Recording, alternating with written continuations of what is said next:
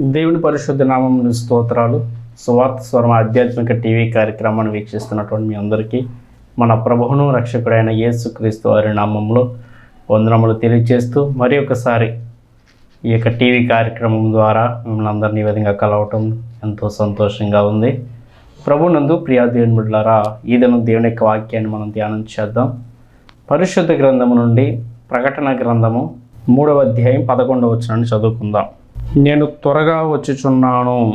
తిరిగి 22వ అధ్యాయము 7వ వచనాన్ని 12వ వచనాన్ని మనం చూసినట్లయితే ప్రకటన గ్రంథంలోనే 22వ అధ్యాయము 7వ వచనము 11వ వచనంలో కూడా ఇదిగో నేను త్వరగా వచ్చుచున్నాను, ఈ గ్రంథంలో ప్రవచన వాక్యములను గాయకొనేవాడు ధన్యుడు. 12వ వచనం, ఇదిగో నేను త్వరగా వచ్చుచున్నాను, వాని క్రియలు చొప్పున ప్రతి వానికి ఇచ్చుటకు నేను సిద్ధపరిచిన జీతము నా యొద్ద ఉన్నది. ప్రభునందు ప్రియా దేవుని బిడ్డలారా, ఈనాడు యావత్తు ప్రపంచ క్రైస్తవ సంఘాల్లో అతి తక్కువగా వినిపిస్తున్నటువంటి సందేశాలు క్రీస్తు రెండవ రాకడ గురించినటువంటి సందేశాలు. ప్రియా దేవుని బిడ్డలారా, ఈనాడు యావత్తు క్రైస్తవ సంఘాల్లో అనేక మంది దైవజనులు సేవకులైనటువంటి వారు బహు అరుదుగా క్రీస్తు యొక్క రెండవ రాకడని గురించి బోధన చేస్తూ ఉన్నారు. అనేక రకరకాలైనటువంటి బోధలు, భిన్నమైనటువంటి బోధలు అనేక విధాలుగా సేవకులు బోధిస్తూ ఉన్నారు. ఇంకా చెప్పాలంటే నేటి క్రైస్తవ సంఘాలకు యేసుక్రీస్తు ప్రభు రెండవ రాకడను గురించినటువంటి అవగాహన, సరైనటువంటి అవగాహన అయితే లేదు. దాదాపు సేవకులకు కూడా చెప్పాలంటే సుమారు చాలామంది సేవకులకు కూడా సరైనటువంటి అవగాహన అనేది లేదు. అయితే ప్రియులారా, ఇక్కడ మనం చదువుకున్నటువంటి 3 వచనాల్లో ఇదిగో నేను త్వరగా వచ్చుచున్నాను అని ఆయన చెబుతున్నాడు. రెండవ రాకడను గురించి ఇది 100కి 100 పాళ్ళు కూడా. బైబిల్లో ఒక విషయం ఒక చోట రాయబడిందంటే అది ఇంపార్టెంట్, ప్రాముఖ్యమైనటువంటి విషయం అని అర్థం. ఆ విషయం 2 పర్యాయాల్లో రాయబడుతుంది, వెరీ ఇంపార్టెంట్, చాలా ప్రాముఖ్యమని అర్థం. అదే విషయం ఒకవేళ ముమ్మారు రాయబడితే మాత్రం అది very very very very important, చాలా చాలా చాలా ప్రాముఖ్యమని అర్థం. కనుక ఇదిగో నేను త్వరగా వచ్చుచున్నానని ఆయన ముమ్మారు రాయటం జరిగింది. గమనించండి, దేవాతి దేవుడు సృష్టిని, సమస్త సూర్యచంద్ర నక్షత్రాలను, భూమిని, ఆకాశమును, పక్షులను, జంతువులను, గడ్డిని, సముద్రాలను, పర్వతాలను అన్నింటినీ కూడా ఆయన సృష్టించి మనిషిని కూడా తన యొక్క రూపములో చేసుకొని నరుని సృష్టించి, స్త్రీని సృష్టించి దేవుడు ఆశీర్వదించి ఫలించి అభివృద్ధి చెందమని దేవుడు అన్నీ ఇచ్చి చేసినప్పుడు మనుషులు పాపములో పడి పాపముల చేత, అపరాధముల చేత నశించిపోయి నిత్య నరకాగ్ని పాలు కావాల్సినటువంటి వారు అయిపోయినప్పుడు పాపంలో పడిపోయినటువంటి మనుషులను రక్షించటం కోసం ఆయన మొదటిసారి భూమి మీదకి 2000 సంవత్సరాల పూర్వమే మనుష్య కుమారునిగా, నరవతారిగా, మానవునిగా ఆయన ఈ లోకానికి వచ్చారు. ఆయన ఈ భూమి మీదకి వచ్చి పాపముల చేత నశించిపోతున్నటువంటి మనందరినీ విమోచించడం కోసం సిలువలో తన రక్తాన్ని చిందించి ప్రాణార్పణం చేసి మరలా ఆయన తండ్రి వద్దకు వెళ్ళినట్లుగా పరిశుద్ధ గ్రంథంలో మనం చూస్తాం. అయితే ఆయన మరలా రాబోతున్నాడు. ఈ మొదటి రాకడికి రెండవ రాకడికి కొన్ని వ్యత్యాసాలు అనేవి ఉన్నాయి. రెండవ రాకడ చాలా ప్రాముఖ్యమైనది. ఈనాటి క్రైస్తవ సమాజానికి ప్రియులారా, మొదటి రాకడను గూర్చి లేదా క్రీస్తు జన్మమును గూర్చి, క్రిస్మస్ గురించి సరైన అవగాహన లేకపోయినా పర్వాలేదు, కానీ రెండవ రాకడ గురించి, జీసస్ సెకండ్ కమింగ్ గురించి ఖచ్చితంగా సరైనటువంటి అవగాహన కలిగి ఉండాల్సినటువంటి అవసరత ఎంతైనా ఉన్నది. యేసుక్రీస్తు ప్రభువారు ఆయన త్వరలో ఈ భూమి మీదకి మరలా రాబోతున్నాడు. ఆయన త్వరగా రాబోతున్నాడు.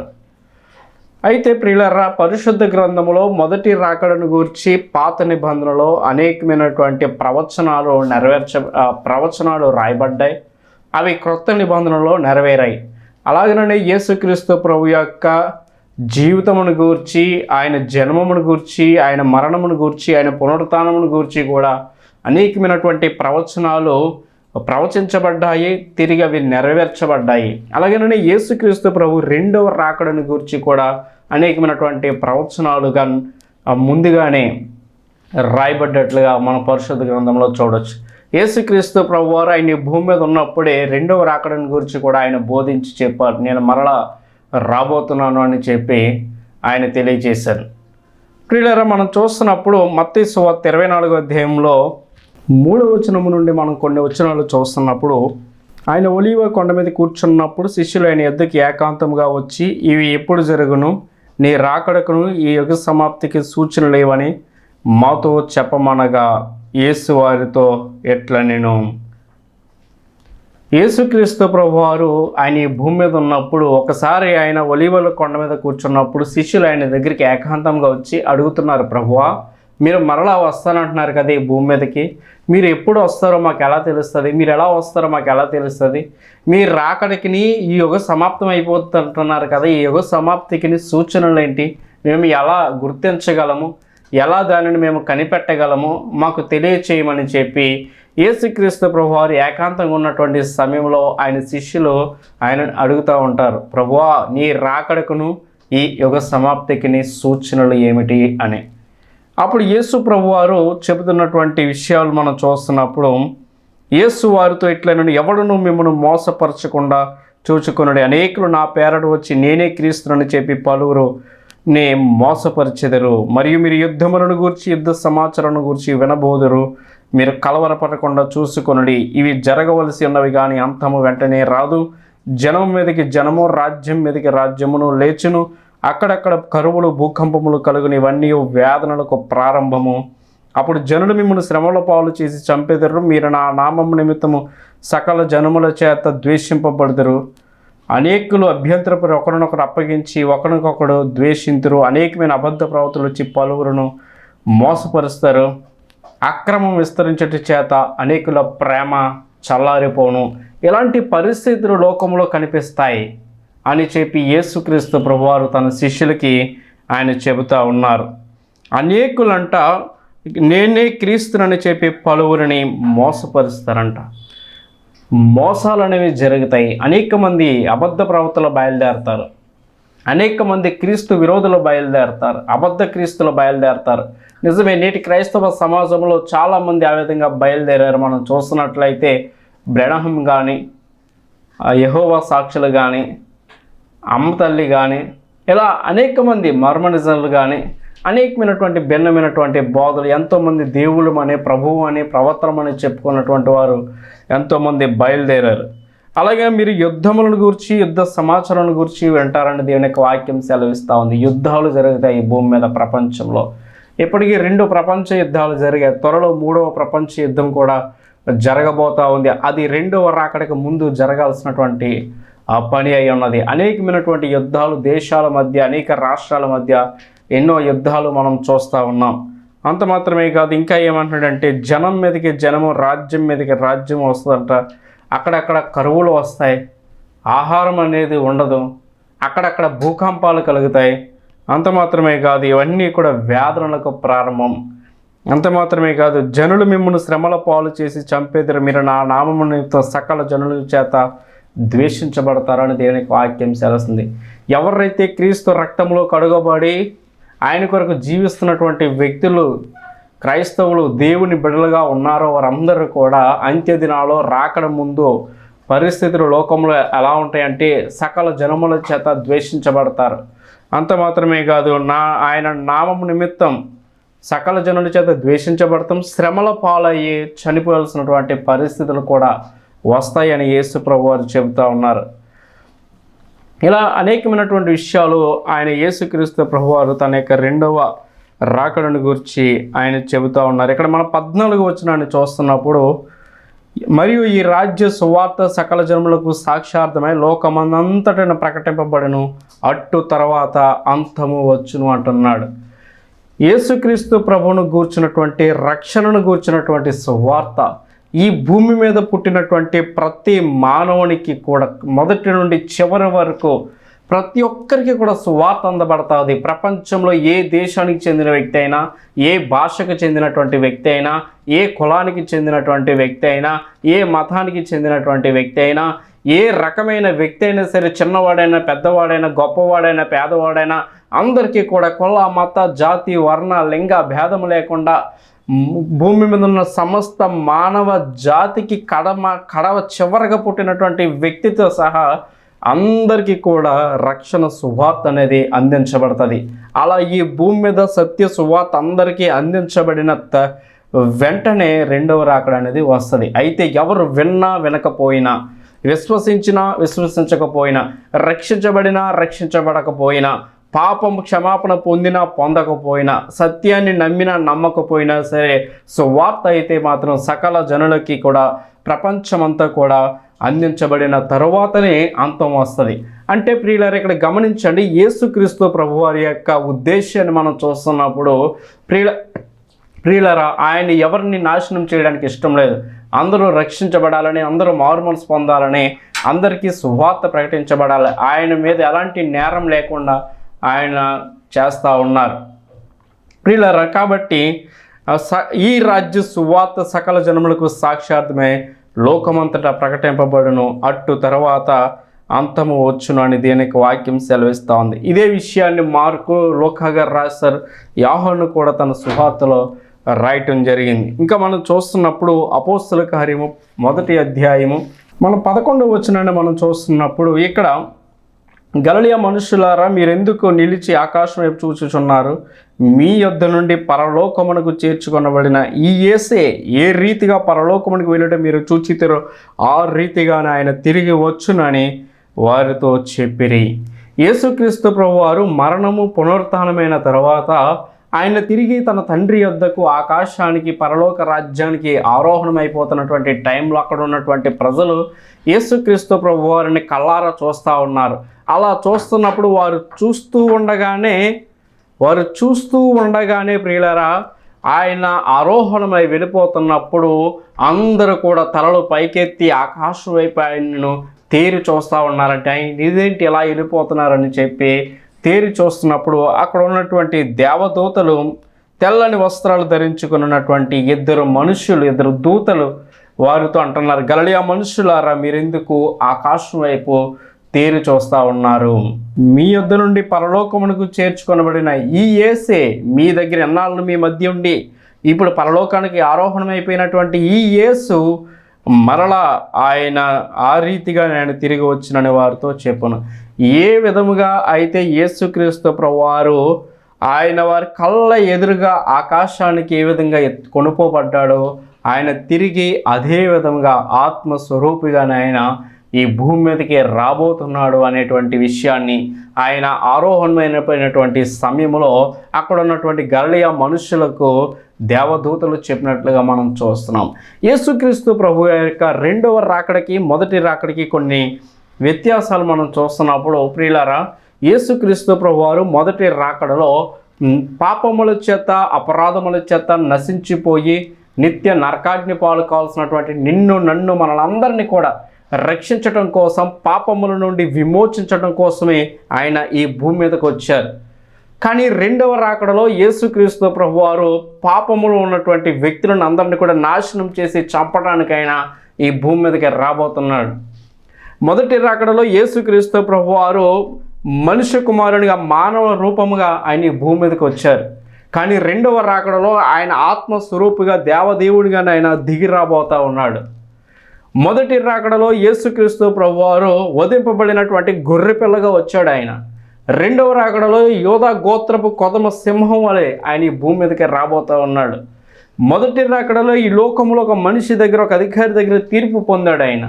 కానీ ఈసారి రెండవ రాకడలో యావత్తు లోకానికి ఆయన తీర్పు తీర్చడానికి రాబోతున్నాడు ఆయన. కాబట్టి ప్రియులారా, గమనించండి, యేసుక్రీస్తు ప్రభు యొక్క రెండవ రాకడ అనేది చాలా ప్రాముఖ్యమై ఉన్నది. రెండవ రాకడకు మనం సిద్ధపడాల్సినటువంటి వారమై ఉన్నాం. ఆయనని ఎదుర్కొనాల్సినటువంటి వారమై ఉన్నాం. ఈ లోకం అంతం కాబోతా ఉంది. సమస్త మానవ జాతి అంతం కాబోతా ఉంది. సర్వ సృష్టి కూడా నాశనం కాబోతా ఉంది. ప్రియులారా, యేసుక్రీస్తు ప్రభు యొక్క మొదటి రాకడ, ఆయన జననం అనేది ఎంత వాస్తవమై ఉన్నదో, ఆయన రెండవ రాకడ కూడా అంత వాస్తవమై ఉన్నది కనుక ఆయన త్వరగా రాబోతా ఉన్నాడని చెప్పి నేను మీకు తెలియజేస్తా ఉన్నా. మనం ఇంకా చూస్తున్నప్పుడు యోహాను సువార్త 14వ అధ్యాయంలో మొదటి నుండి మనం చూస్తున్నప్పుడు ఆయన చెబుతున్నాడు, మీ హృదయములను కలవరపడనీయకుడి, దేవుని యందు విశ్వాసం ఉంచుచున్నారు, నా యందును విశ్వాసం ఉంచండి. యేసు ప్రభు చెబుతున్నటువంటి తన చివరి టైంలో ఆయన చెబుతున్నటువంటి మాటలు, మీ హృదయాలు మీరు కలవరపడనియొద్దు. Let not heart be your trouble. మీ హృదయాలు మీరు కలవరపడనియొద్దు. దేవుని యందు, తండ్రి యందు ఏ విధంగా అయితే విశ్వాసం చేస్తున్నారో నా యందు కూడా అలాంటి విశ్వాసాన్ని మీరు కనుపరిచి ఉండండి అని చెప్తూ, నా తండ్రి ఇంట అనేక నివాసములు కలవు, లేని యెడల మీతో చెప్పుదును, మీకు స్థలము సిద్ధపరచ వెళ్ళుచున్నాను. పరలోక రాజ్యంలో ఒక స్థలాన్ని మన కొరకు సిద్ధపరచడానికి ఆయన వెళ్తున్నానని చెప్పి తెలియచేశాడు. ఆయన బిడ్డల కొరకు ఆయన ఒక ప్రత్యేకమైనటువంటి స్థలాన్ని, ఒక ప్రత్యేకమైనటువంటి స్థానాన్ని పరలోక రాజ్యంలో ఆయన బిడ్డల కొరకు ఆయన ఏర్పాటు చేస్తూ ఉన్నాడు. ఇప్పటికే దాదాపు అన్ని ఏర్పాట్లు జరిగి ఉన్నాయని మీకు తెలియచేస్తా ఉన్నా. అందుకనే నేను ఇక్కడ ఏమన్నాడంటే, నా తండ్రి అంటే అనేక నివాసములు కలవు అంటున్నాడు. ఒకవేళ లేకపోతే నేను మీకు చెప్తాను, మీకు స్థలము సిద్ధపరచ వెళ్ళుచున్నాను. నేను వెళ్ళి మీకు స్థలము సిద్ధపరిచినలా నేనుండు స్థలంలో మీరును ఉండులాగున మరలా వచ్చి నా యొద్దకు ఉండుటకు మిమ్మల్ని తీసుకుని పోవుదును. నేను ఇప్పుడు తండ్రి యొద్దకు ఏ విధంగా అయితే వెళ్ళానో అక్కడికి వెళ్ళి మీ అందరికీ కూడా స్థలాన్ని సిద్ధపరిచి, నేనుండేటటువంటి ఆ మహిమగల పరలోక రాజ్యంలో ఆ స్థలములో నా వలె మీరు కూడా ఉండులాగున మీ కొరకు అక్కడ స్థలాలు నేను సిద్ధం చేసి, ఏ విధంగా అయితే నేను వెళ్ళానో ఆ విధంగా నేను తిరిగి మరలా వచ్చి మిమ్మల్ని అందరినీ కూడా నేను తీసుకుని పోతానని చెప్పి యేసు ప్రభువారు తెలియచేస్తున్నటువంటి మాటలు. ఆయన రెండవ రాకడలో ఆయన బిడ్డలందరినీ కూడా ఆయన తీసుకువెళ్తాడు. ఆయనతో పాటు మహిమగల పరలోక రాజ్యములో అక్కడ నిత్యము ఆనందమే, సంతోషమే, చీకటి ఉండదు, దప్పిక ఉండదు, ఆకలి ఉండదు, బాధలు ఉండవు, ఏమీ ఉండవు, నిత్యము ఆనందమే ప్రియులారా. అలాంటి మహిమగల పరలోక రాజ్యానికి ఆయన తీసుకుని వెళతానని చెప్పి యేసు ప్రభువారు ఇక్కడ తెలియచేస్తా ఉన్నాడు. నేను వెళ్ళి మీకు స్థలము సిద్ధపరిచినట్లా నేనుండు స్థలంలో మీరును ఉండులాగున నేను మరలా వస్తానని చెప్పి ఆయన చెబుతూ ఉన్నాడు. ఇంకా మనం చూస్తున్నప్పుడు ప్రియులారా చూడండి, యాకోబు పత్రిక 5వ అధ్యాయం 7వ వచనంలో ఆయన ఏమంటున్నాడంటే, యేసుక్రీస్తు ప్రభు యొక్క రెండవ రాకడని గురించి యాకోబు ఈ విధంగా రాస్తున్నాడు. సహోదరులారా, ప్రభువు రాకడ వరకు ఓపిక కలిగి ఉన్నది. చూడుడి, వ్యవసాయకుడు తొలకరి వర్షం కడవరి వర్షము సమకూడు వరకు విలువైన భూఫలము నిమిత్తం ఓపికతో కాచుకొని దాని కొరకు కనిపెట్టును కదా. ఒక వ్యవసాయం చేసే రైతు వర్షపు నీటి కోసం తమ పంటను పండించుకోవడానికి ఏ విధంగా అయితే కడవరి వర్షానికి, తొలకరి వర్షానికి ఎదురు చూస్తారో, యేసుక్రీస్తు ప్రభువుకి రెండవ రాకడ కొరకు కూడా ఆ విధంగా మనం ఎదురు చూస్తూ ఉండాలని ఆయన తెలియజేస్తున్నాడు. ప్రభువు రాకడ సమీపించుచున్నది కనుక మీరును ఓపిక కలిగి ఉన్నది అంటున్నాడు. మనకు చాలా ఓర్పు, సహనం అనేది చాలా అవసరమై ఉన్నది. మనము చివరి దినాల్లో ఉన్నాం, అంత్య దినాల్లో ఉన్నాం, రాకడ బహు సమీపముగా ఉంది కనుక ప్రియులారా, ఇది నిద్రపోయేటటువంటి సమయం కాదు. ఓపిక కలిగి మనం ఉండాలి. అంత మాత్రమే కాదు, మీ హృదయములను సిద్ధపరచుకొనుడి అంటున్నాడు. మన హృదయాలను సిద్ధపరచుకోవాలి. నీ హృదయము దేవుని ఆలయమై ఉన్నది కాబట్టి హృదయాలను మనం సిద్ధం చేసుకోవాలని దేవుని యొక్క వాక్యం సెలవిస్తూ ఉంది. ఇంకా ఏమన్నాడంటే, సహోదరులారా, మీరు తీర్పు పొందకుండా నిమిత్తము ఒకరి మీద ఒకడు సనుగు కొనకుడి. ఇదిగో న్యాయాధిపతి వాకిట నిలిచి ఉన్నాడు. నా సహోదరులారా, ప్రభువు నామమున బోధించిన ప్రవక్తలను శ్రమానుభవమునకు ఓపికకు మాదిరిగా పెట్టుకొనుడి అంటున్నాడు. క్రీస్తు కొరకు నమ్మకంగా పనిచేసినటువంటి వారు, క్రీస్తు నిమిత్తము హింసించబడినటువంటి వారు, క్రీస్తు కొరకు ప్రాణార్పణము చేసినటువంటి వారు, మన పూర్వీకులు, మన సేవకులు, మన దైవజనులు, ప్రవక్తలు, శిష్యులు, అపోస్తులు ఎంతోమంది, వాళ్ళను మాదిరిగా పెట్టుకోవాలని చెప్పి దేనికి వాక్యం సెలవిస్తూ ఉంది. ఇంకా ఏమన్నాడంటే, సహించిన వారిని దండిలనుచున్నాము కదా అంటూ యోబుని ఇక్కడ జ్ఞాపకం చేస్తూ ఉన్నాడు. ప్రియులారా, గమనించండి, ఆయన ఎంత ప్రేమమయుడంటే, ఆయన ఎంత దయామయుడంటే ఇక్కడ చెబుతాడు. అపోస్తలుడైన పేతురు రాసిన 2వ పత్రిక 3వ అధ్యాయంను మనం చూస్తున్నప్పుడు 9వ వచనం నుండి ఆయన ఇలా చెబుతాడు. ఎందుకంటే ఈ మాటను ఎందుకు చదువుతున్నానంటే, ప్రియులారా, యేసుక్రీస్తు ప్రభు యొక్క రెండవ రాకడ ఇంకా ఎప్పుడు వస్తుందని అనుకోవచ్చు. ఇప్పుడు కాదులే అని మనం అనుకోవచ్చు. ఇంకా ఇప్పుడు అసలు వస్తాడా రాడా అనేటువంటి అనేకమైనటువంటి అపోహలు ఉండొచ్చు. అయితే ప్రతి దానికి కూడా బైబిల్ సమాధానం చెబుతుంది. ఇక్కడ చూడండి ఒకసారి, పేతురు 2వ పత్రిక, అపోస్తలుడైన పేతురు రాసిన 2వ పత్రిక 3వ అధ్యాయము 9వ వచనం నుండి మనం చూస్తున్నప్పుడు, కొందరు ఆలస్యమని ఎంచుకున్నట్లు ప్రభువు తన వాగ్దానం గురించి ఆలస్యం చేయవాడు కాడు. మనుషుల వలె యేసుక్రీస్తు ప్రభువారు ఒక మాట ఇచ్చి ఒక మాట అని దానిని నిలబెట్టుకునేటువంటి వ్యక్తి కాదు, ఆలస్యం చేసేవాడు కాదు. ఇక్కడ కానీ అంటూ ఏమంటున్నాడంటే, ఎవడును నశింపవలనని ఇచ్చయింపక అందరూ మారు మనసు పొందవలనని కోరుచు మీ ఎడల దీర్ఘశాంతం గలవాడై ఉన్నాడు అంటున్నాడు ఆయన. యేసుక్రీస్తు ప్రభువారికి ఎవరు నశించిపోవడం ఇష్టం లేదు. అంతటా అందరూ మారు మనసు పొందాలని కోరుకుంటున్నాడు. ఒకవేళ ఆయన రెండవ రాకడ వచ్చిందంటే సమస్త మానవ జాతిలో ఆయన బిడలైనటువంటి వారు, రక్షించబడి మారు మనసు పొందినటువంటి వారు, సత్యాన్ని గ్రహించినటువంటి వారు, ఆయన కొరకు సాక్షులుగా బ్రతుకుతున్నటువంటి వ్యక్తులందరూ కూడా ఆయనతో పాటు పరదేశానికి మధ్యాకాశానికి ఎత్తబడతారు. 7 ఏళ్ళు అక్కడ పెళ్లి విందు జరిగిద్ది. ఆ తర్వాత మరలా ఈ భూమి మీదకి వచ్చి 1000 ఏళ్ళ పరిపాలన జరిగించిన తర్వాత మరలా పరలోక రాజ్యానికి వెళ్ళిపోతారు. అయితే రిమైనింగ్ మిగిలిన పీపుల్ పరిస్థితి ఏమిటి? ఇంకా రక్షణ లేనివారు, మారు మనసు లేనివారు, సత్యాన్ని గ్రహించినటువంటి వారు, లోకములోనే పాపములోనే శాపములోనే బ్రతుకుతున్నటువంటి వారు, అజ్ఞానంలో ఉన్నటువంటి వారి పరిస్థితి ఏమిటి అని యేసుక్రీస్తు ప్రభువుకి ఉద్దేశం ఏంటంటే, వారు కూడా రక్షించబడాలి, వారు కూడా మారు మనసు పొందాలి, వారు కూడా సత్యాన్ని గ్రహించాలి, వాళ్ళు కూడా నాతో పాటు మహిమగల పరలోక రాజ్యానికి వారు కూడా అర్హులు కావాలి అని యేసుక్రీస్తు ప్రభువారు రెండవ రాకడను వాయిదా వేస్తూ ఉన్నారు.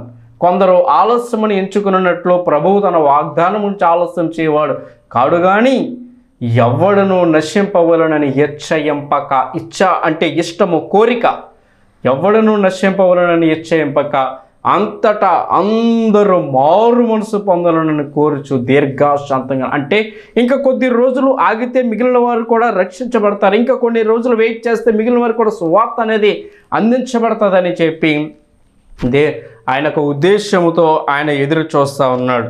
దీర్ఘశాంతం గలవాడై ఉన్నాడని దీనికి వాక్యం సెలవుస్తుంది. ఇందాక మనం చదువుకున్నాం, ఆయన సువార్త సకల జనములకు ప్రకటింపబడిన తర్వాతనే యేసుక్రీస్తు ప్రభు యొక్క రెండవ రాకడ అనేది వస్తుందని దీనికి వాక్యం ఇక్కడ మనం చూసాం.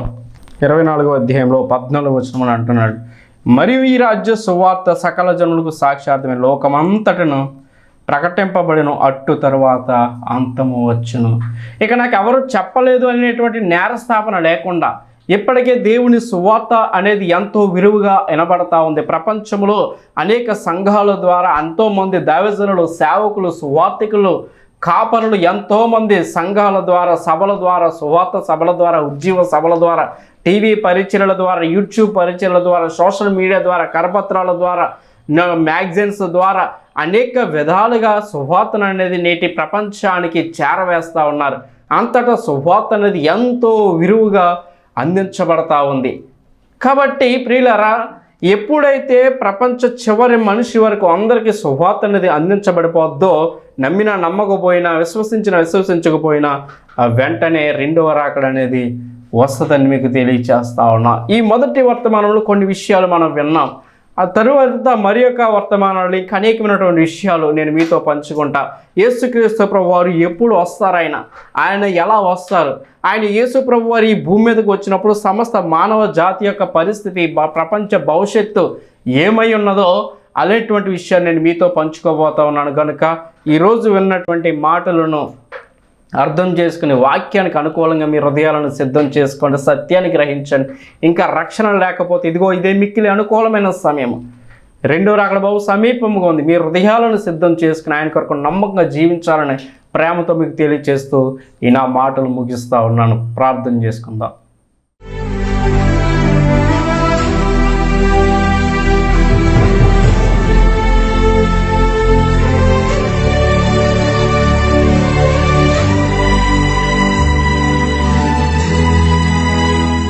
మహాపరిశుద్ధుడు, ప్రేమగల మా తండ్రి దేవా, నీ నామమునకు స్తోత్రాలు.